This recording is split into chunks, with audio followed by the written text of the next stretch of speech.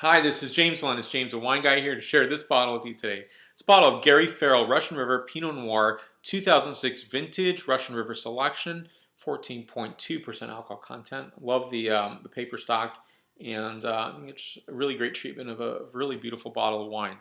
Going to Gary Farrell is a really fun experience, and I like to go there during their special events or their harvest festival or their harvest party, because they're going to bring out some of the grapes that are in each vineyard designate. And what's really fun is there are some differences to note. So you're going to taste some grapes right off the vine and see, okay, this is 114, this is clone 115, 777, etc., etc., etc. So you're tasting through and you're like, oh, okay, I can see why a winemaker would put all these clonal juices together and come out with a different wine than what you began with. And I think that's a good thing, because Pinot Noir, I think, is really sensitive and needs some. It doesn't need an absolute dictation of how it's going to taste, but rather what is the vineyard offering, and if so, how can you really enhance what is coming out in that vintage. And that's what I think clonal selection does. It's just helping to bring out a little more floral component, maybe a little more back structure. But I think that's a really success point, and it's not uncommon. It's actually very common. I have tried some Pinot Noir that's just one clone, 114 or 777.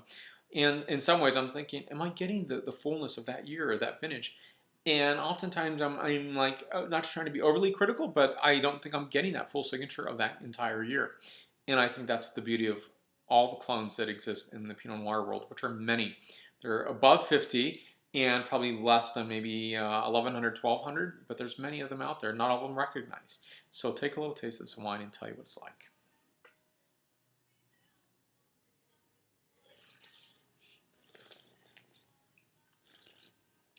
Beautiful notes of really getting some floral notes to begin with, some floral notes of rose petal and a little bit of violet, very, very little violet.